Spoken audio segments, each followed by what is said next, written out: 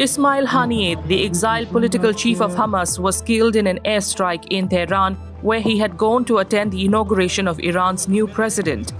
Hamas blames Israel for the assassination, which marks a pivotal moment in the Middle East conflict, as Haniyeh was a significant player in Hamas's international diplomacy.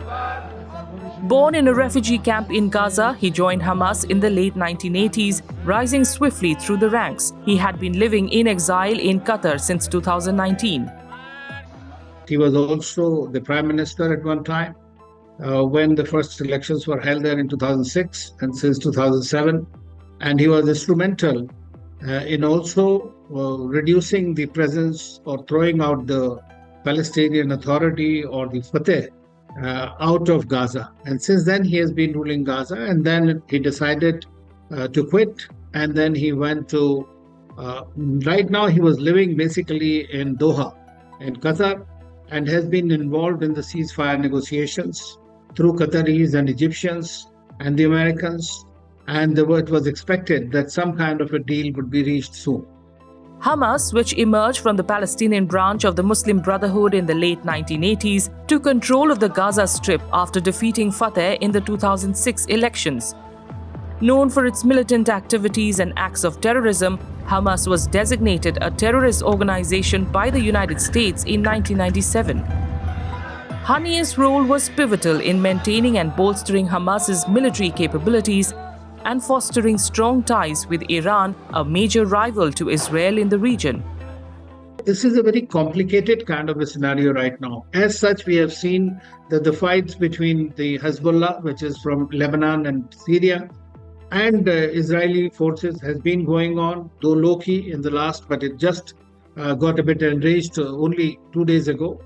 And now we are seeing that this particular assassination, if it has indeed been done by Israel, which has not accepted it as yet, or claimed it, then we are looking for a very major conflagration. For the simple reason that Iran thinks, and rightly so, that this was an assassination attempt which was violative of its sovereignty and territorial integrity. And that is why the leadership has vowed to take the revenge. The death of Ismail Haniyeh comes amid a turbulent period in the Middle East. Earlier this year, an Israeli airstrike killed 3 of his sons and 4 grandchildren, highlighting the personal and political stakes involved. Haniyeh's leadership significantly influenced Hamas's military strategies and diplomatic ties, particularly with Iran.